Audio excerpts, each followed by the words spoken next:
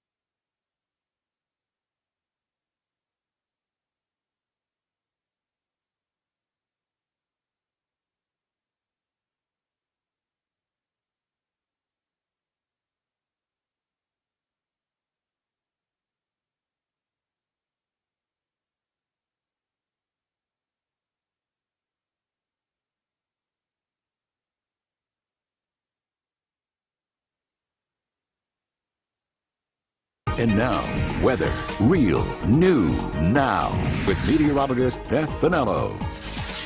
Good evening, and thanks for joining us. Jamie has the day off. It was a beautiful day today. Temperatures made it into the upper 50s, even a couple of 60s down in northern Arkansas with plenty of sunshine. Good news is tomorrow we're going to have pretty much the same thing with just a couple of more clouds out there. Right now things are quiet, but notice off to our north and west we've got some clouds and we've got some showers. This is going to make its way through the Ozarks Tuesday night into Wednesday morning, just in time for the first day of spring. Right now temperatures sitting at 48 degrees in Springfield, 48 in Branson, 45 in West Plains, and 38 up in Rolla. We've got winds out of the north and east at about 5 to 10 miles per hour.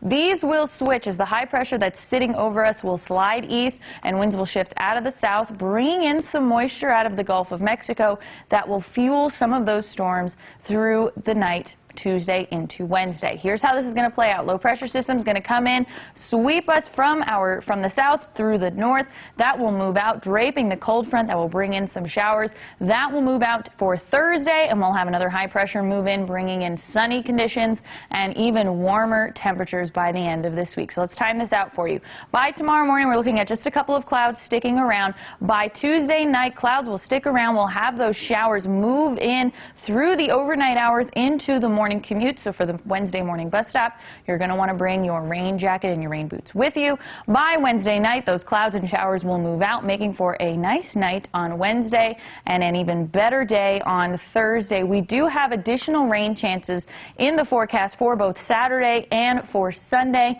and then again into Monday. We've got a seasonal stretch. The coldest day this week is going to be Wednesday, and that's when temperatures will stay in the lower 50s from all the cloud coverage that we'll have. Then we'll have even warmer temperatures through the weekend, with temperatures topping off in the lower and middle 60s through Friday and again through the weekend. Overnight tonight, temperatures will drop into the upper 30s with just a couple of clouds. Tomorrow, temperatures back up in the upper 50s and even some 60s down near the state line and in northern Arkansas, with those showers moving in through the overnight hours just in time for the first day of spring, which arrives on Wednesday. That starts at right about 5 o'clock in the afternoon. Sunshine for Thursday, for Friday, temperatures in the 60s, and then those shower chances return for Saturday, Sunday, Monday, and what looks like into Tuesday as well. Well, here's the thing I would like to point out.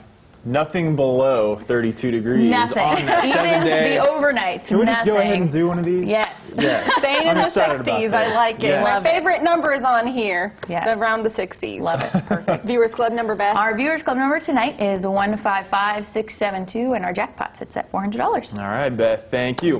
Well, a local artist who made a big impact.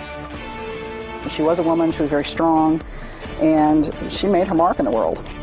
The story of Rose O'Neal and how she's being honored even today. That's after the break.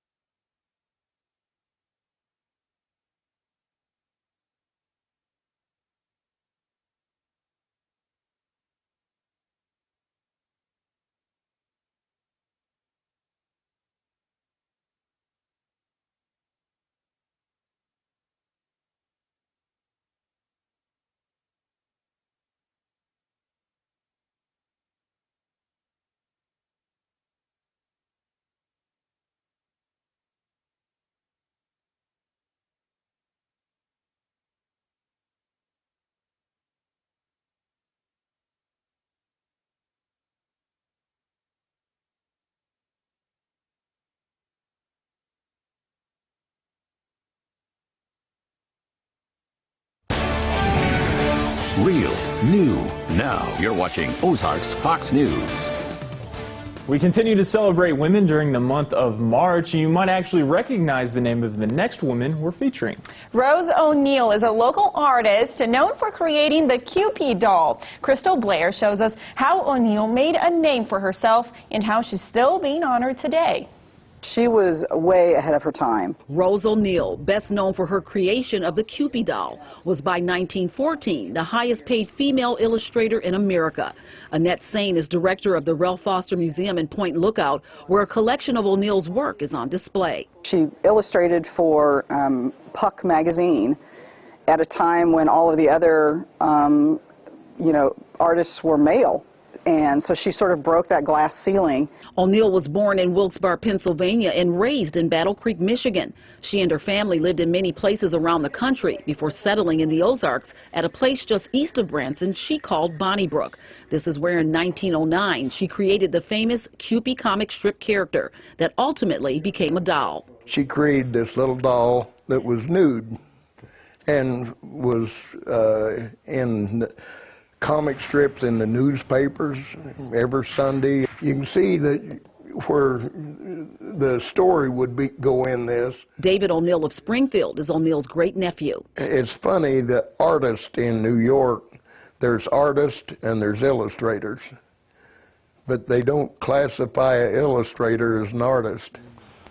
And that's part of the problem, because Rose was both. And while Rose O'Neal was most known for her creation of the beloved Cupid doll, she also had what some may have called a darker side when she created Sweet Monsters. Mythical characters more than anything, and just creatures of her mind is what it amounts to. Her imagination is incredible.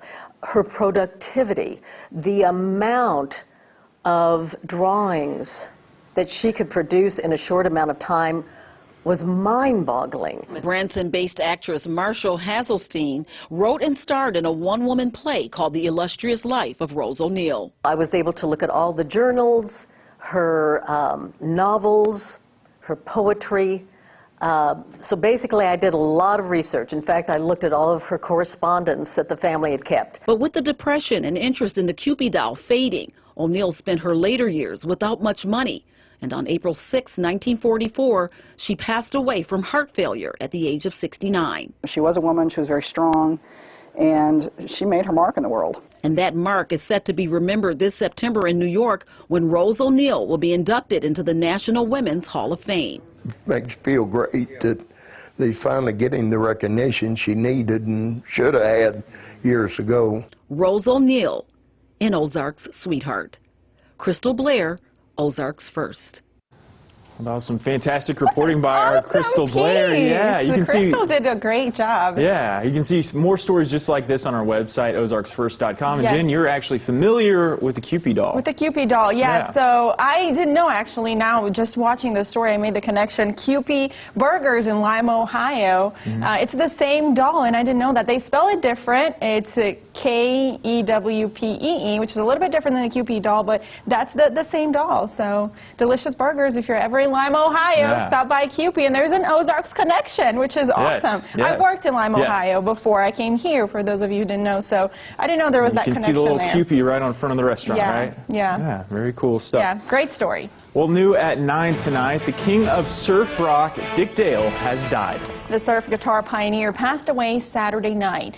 Dale was known for his fast strumming style, which inspired other musicians as well, like the Beach Boys and Jimi Hendrix. Dale once compared his guitar sound to waves crashing and the roar of wild animals. The cause of his death has not yet been released, but he reportedly had a long history of health problems, including diabetes and cancer. Dale's agent called his death a sad day for rock and roll. Dale was 81 years old, and we were talking about this in the newsroom earlier because our producer is a huge fan of the Beach Boys. Yeah, he is, and he will leave behind, loyal fans and great music as well, so he will be well remembered. Some guitar licks that everyone is familiar with, that's for sure. Moving on, a warning now for you. This next story, we have some images that some viewers might find disturbing. A male whale has died from ingesting too much plastic. Now, he was found on a beach in the Philippines, A necropsy found 40 kilograms, which is 88 pounds of plastic in his stomach. The museum team who performed the operation said it's the most plastic the group has ever seen in a whale. Inside his belly were 16 rice bags and several shopping bags and some other bags as well. It's just sad to see, and it just puts it into perspective when we talk about how much plastic we're using, and then there's a picture of it for us to look at and what it's doing. Yeah, Definitely that's sad. We need to all do better, I guess. Yeah, definitely inspires you to at least think about it. Yep, sad stuff. We'll have more after the break.